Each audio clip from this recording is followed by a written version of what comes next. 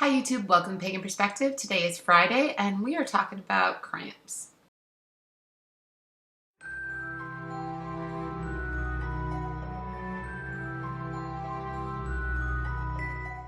Hi YouTube, welcome to Pagan Perspective.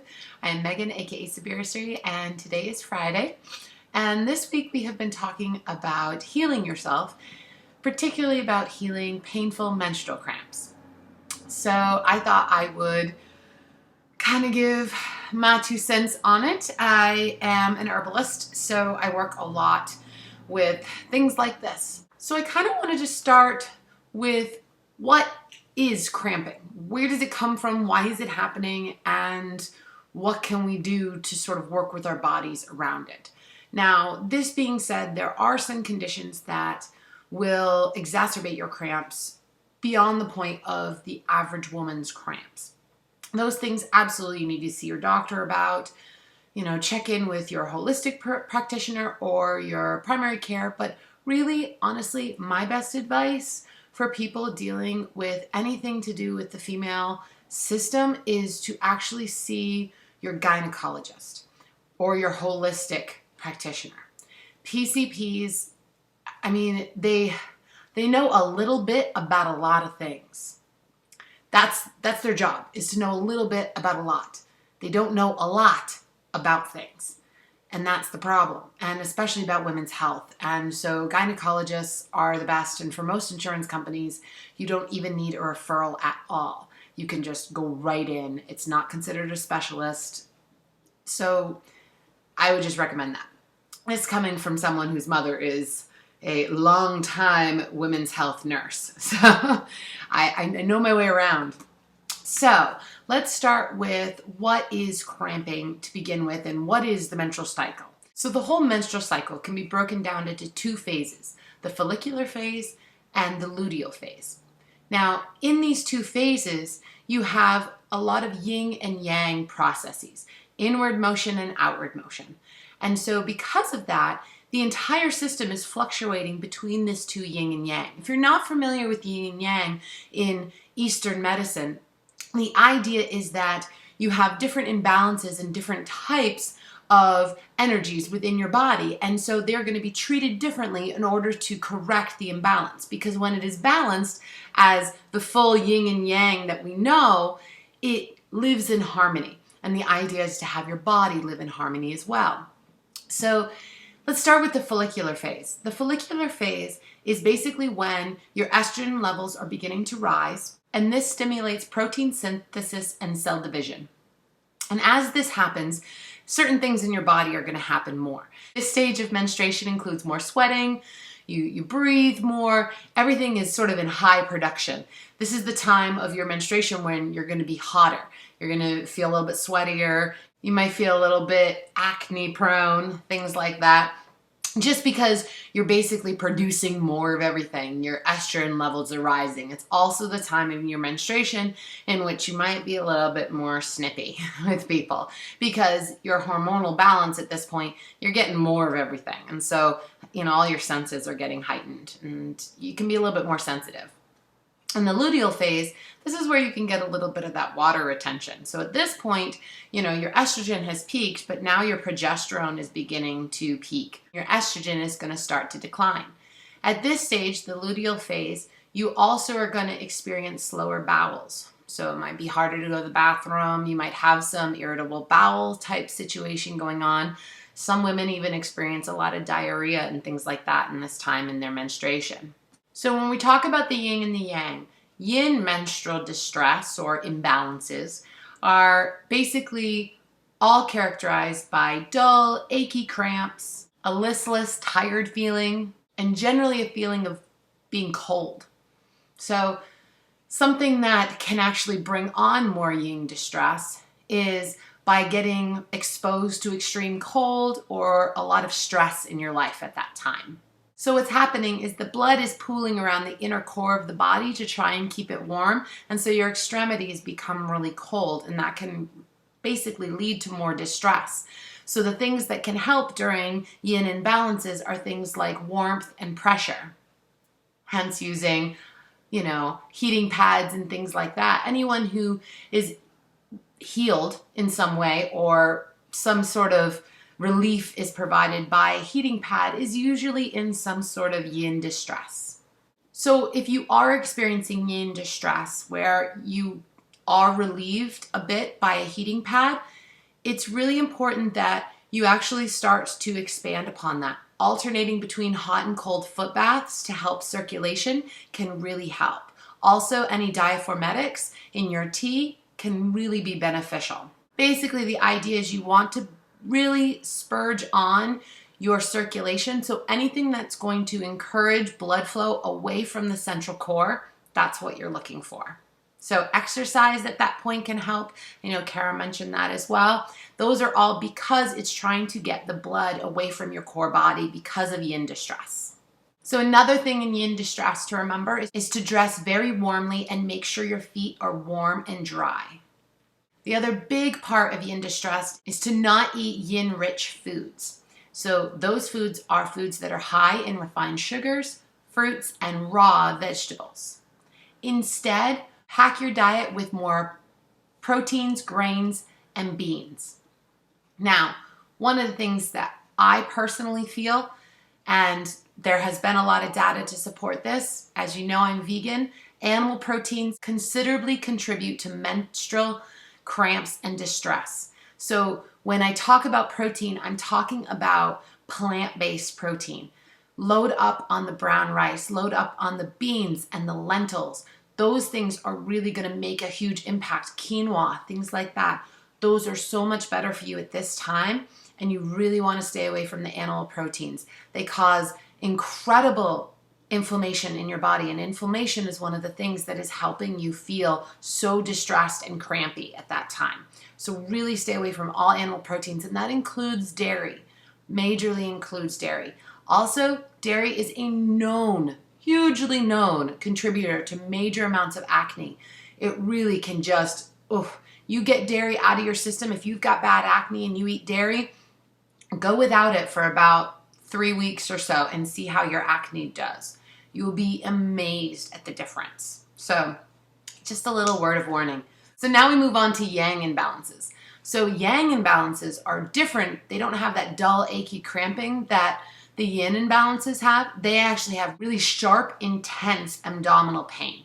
They actually can also be combined with breast tenderness and a lot of thirst and feeling swollen. Those are all things for yang imbalances. Now with yang imbalances, pain is actually worse with touch and with heat. So if you're one of those people that have been watching these videos and hearing people say, oh, use a heating pack, and you're like, oh my gosh, I've used a heating pad or, a rice pack or something, and it got so much worse for me. You're not alone. It's okay. It just means you have a yang imbalance instead of a yin imbalance. That's all. It's just a different kind of imbalance in your system, and you have to treat it differently. Basically, yang imbalances are a result of excess protein in your diet, and particularly animal protein. So if you're somebody that eats a lot of meat and dairy, chances are you probably have a yang imbalance instead of a yin imbalance. And so one of the things to do is to immediately start cutting out all of that excess protein, particularly animal protein. You should be eating more vegetables, more raw fruit, raw vegetables, grains, beans, and in particular, you should be focused on increasing your calcium and magnesium intakes. Now, I know, here I am saying, increase your calcium, and people are like, well, you just told us not to eat dairy. Okay, gonna drop a little truth bomb on you here. I'm sorry, but dairy does not provide your body extra calcium. Guess what? It doesn't. In fact, it leaches calcium from your bones. So here's the deal with dairy. The primary protein in dairy is casein. Casein is highly acidic. Now, how many out there have had Tums when you have too much acid in your belly? When you get like acid reflux or something like that, you take a Tums. What are you taking in that Tums? It's calcium. Calcium carbonate. It's what diffuses acid in our bodies. Calcium is the natural way that we achieve a better pH balance in our body. And so when we eat highly acidic foods, our body releases more calcium from our blood and from our bones, if we really need that much, to be able to make our body more pH balanced. When we drink milk or when we eat dairy, we are eating things that are highly, highly acidic. Now, yes, is there calcium in dairy? Yes.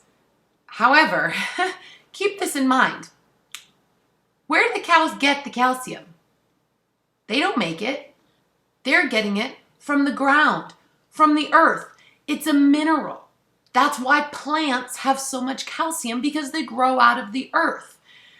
Cows are only getting calcium because they're eating things from the earth. In point of fact, cows today don't eat from the earth. They eat grain and corn and feed that we are giving them, which means they're not getting calcium. Oh, right. It's because the farmers are putting calcium supplements into the feed of the cows. So what you're doing is you're literally eating a calcium supplement that's traveled through the bowels of a cow into the meat, and now you're eating it in order to get the calcium that you could have just taken the supplement for. I just think it's a very roundabout way to get your calcium when you could be getting so many better sources of calcium. You know, there's more calcium in broccoli than there is in milk. The other problem is there is not enough calcium in the milk to neutralize all of the acidity that is in it. That's really important. So if you have this much acidity in the cow's milk and you have this much calcium, what's going to happen is that your body is going to need to use some of its own resources for the calcium in order to neutralize all the acidity. So you're literally going to take calcium out of your own bones, out of your own body, in order to neutralize the casein that is in the milk that you're drinking. So just by drinking milk, you actually are losing calcium. I know. It's such a bummer, because I know so many of you, this time of year too, eggnog, all those things. Ugh. But if you tried any of the alternatives, I love cashew milk personally. I think that's very yummy, and almond milk is delicious. So, but when we're talking about yang imbalances, I totally got off topic.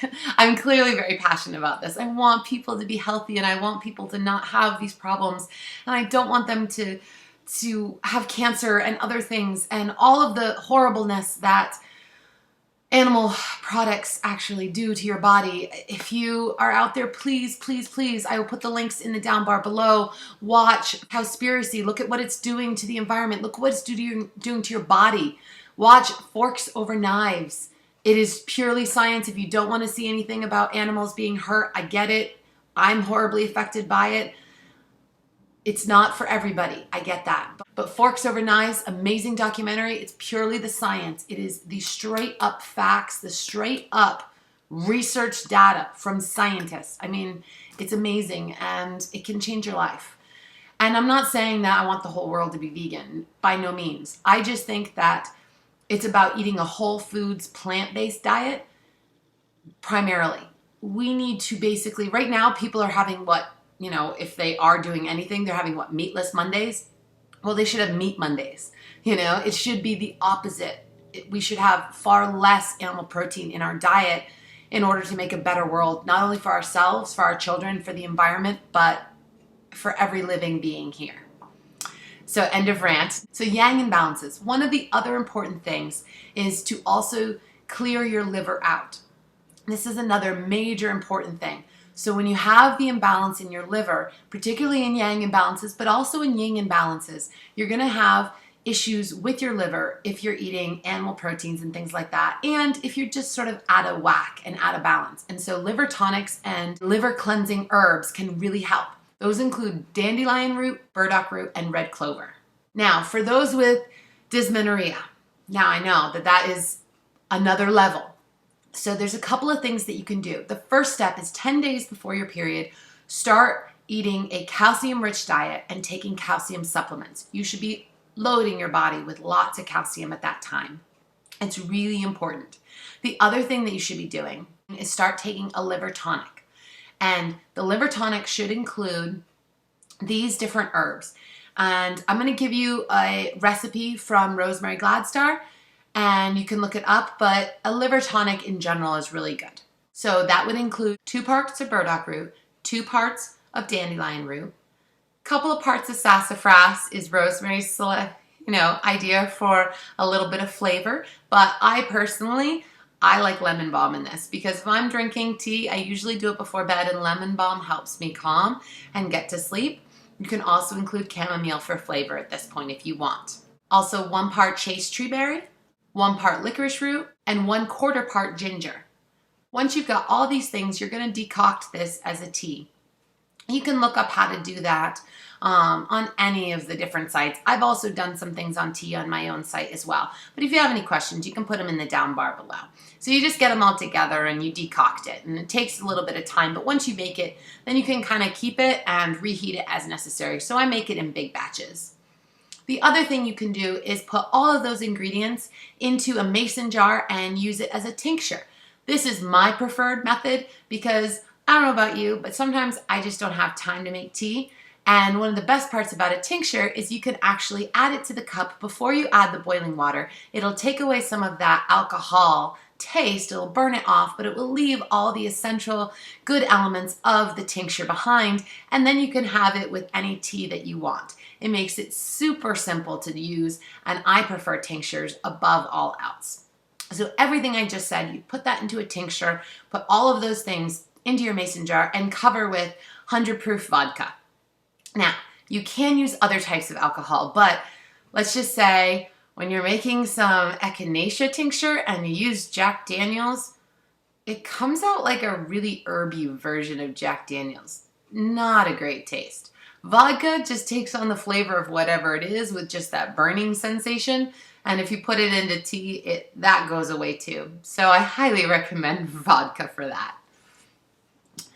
The next type of tea that you can also use, or tincture again, is also a high calcium tea for your period. So this is one of those things you want to do 10 days prior. Have a cup every single day, as well as your calcium-rich foods and maybe even a supplement. And within 3 to 4 cycles, you should be without your cramping. Or at least it should be severely declined. If at that point it still isn't, I really recommend seeing a medical provider at that point, or if at any point you think that it's just not normal. I mean, a lot of doctors will just be like, oh, it's cramping, that's normal. Well, guess what? Sometimes it's not. Sometimes there's something more going on, and you really have to be your own self-advocate because so many doctors don't trust a woman's intuition and don't trust that women know their own bodies. So it's important to really be in tune with your body. I really recommend keeping a menstruation journal and write down the things that you're doing, how soon you're doing them, what types of things you're doing, because then you can say, look, this is the type of things I'm doing. This is what helped. This is what didn't. I like to use a Likert scale, which is just a 1 to 10 scale. And so 1 being no pain, 10 being worst pain you've ever been in. And so every day, just write down your number and see how you're feeling. And then correlate that. Be like, okay, I've been doing this high calcium thing for 2 months now, and my numbers are like half of what they were last month. It's awesome. You can really see if it's working then. Herbs do take time, so you have to allow them time to work. They are not super fast. So if you are in that moment where you've got to do some work, ibuprofen is your key. I highly recommend ibuprofen over acetaminophen, which is also known as Tylenol. Ibuprofen is an anti-inflammatory. Everything is getting inflamed down there in your bowels, and an anti-inflammatory is what you really want to try. The other thing that you can take for immediate relief, or within 20-minute relief, nothing's totally immediate, I guess, is valerian. Valerian tea, but primarily valerian tincture. Now, it's normally used for sleep, but most people don't know it's a muscle relaxant. That's why it works the way it does. It helps you go to sleep. So if you need to sleep, do not use this while at work. But if you need to sleep and you are incredibly crampy and you just need that good night's sleep, take some of a valerian tincture, make your own, or you can buy some at Whole Foods and things like that. So getting back to the high calcium tea, you are going to need 2 parts nettle, 2 parts oat straw, 2 parts pennyroyal, 1 part horsetail, 1 part peppermint, and 1 part raspberry leaf. Raspberry leaf has long been known in the community to really help with calcium level, and the peppermint just tastes good. So the peppermint for some people actually does help, but really it's in there for taste. So if you don't prefer the taste of peppermint, like I said, add the lemon balm or chamomile or any of the other things that you really enjoy the taste of. Sometimes I even put in hibiscus because I like fruitier tasting teas. One of the really important things, though, as a disclaimer, never ever use oil of pennyroyal in any of these recipes. Only use the actual pennyroyal leaf. It is super important. Never ever ingest oil of pennyroyal. It's highly toxic. So, relieving the cramps sort of in the moment. What do? Well, one thing, don't eat or drink anything cold. That can totally exacerbate the situation. It makes your yin distress go up and can create a major problem. Don't do that. You do want to put a warm ginger poultice on the area if you are experiencing yin distress. And if you are experiencing a yang distress, at that point you want to drink a tea. The other thing that you can try is a cramp-free formula, tea or tincture. Again, I highly recommend the tincture. I think it's a lot more easily accessible, and especially if you have a lot of cramps and you don't want to take any medicine and you are going off to work, a quick droplet of that tincture works way better than a long cup of tea. So let's get into the cramp-free tincture/tea formula. That is 1 part cramp bark, 1 part pennyroyal leaf, and 1 part yarrow. Now, some people add peppermint to this tea to flavor it, but you can add anything that you would want to flavor it. Some people actually, I know, I've done it before, is put in a little bit of chai into it. It really kind of deepens it and it makes it pretty good. So those are some options for you if you're having it in the tea form. But if you're having it in the tincture form, just go cramp bark, pennyroyal, and yarrow. Make a tincture out of that. Put that into different things that you have, or just take the tincture alone, and that should really relieve a lot of your cramping that day, any sort of mild to moderate cramping. Any higher than that, don't live in distress, or especially if you're waiting for these tinctures to be made, because they can take a while, ibuprofen.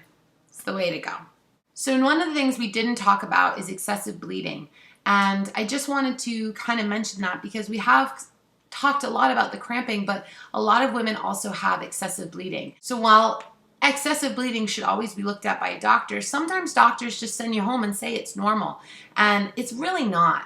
It's something that can be treated. So what you really should be looking at is increasing your intake of seaweed. Seaweed is incredible for helping your body achieve balance and for reducing excessive bleeding. It's incredibly high in lots of vitamins, including calcium. One of my favorite ways to have seaweed is to use dulse flakes. You can get them at Whole Foods and in different places. They're in a little bottle in with the spices. Dulse flakes are really good. They'll make everything taste a little bit like, salty and maybe even a little sea-like, but they're really, really good. Also, it's really important to include iron. Iron-rich foods, super high on the iron supplements, all those things. Make sure your body's getting enough iron if you have excessive bleeding. Also, take reproductive tonics. There's lots of really good ones out there. Just look up a women's reproductive tonic, and that can really help you with the excessive bleeding. So as far as healing goes with your body, I'm a big proponent of herbal medicine.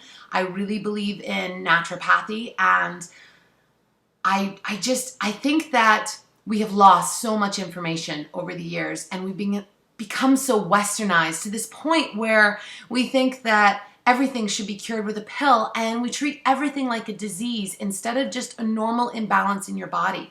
It's like that teeter-totter. You go a little bit one way, well, then you've got to bring it back the other way so that you find that perfect balance. And a lot of Eastern medicines really recognize that and encourage it, but us in our Western world, we just want to believe everything is a disease, and we need to cut it open or stick a pill in it or do something else, and I'm just not a fan of that. So if you have any questions, I know this video has been jam-packed, and I'm sorry for that, but I saw this and I'm like, oh, I have information. Hopefully people will see it. But if you have any questions about the stuff that I'm talking about, feel free to leave them in the down bar below. I'll try to answer them. I usually only answer within the week that it's in, so if you don't get it in within a couple of days, I might not see it.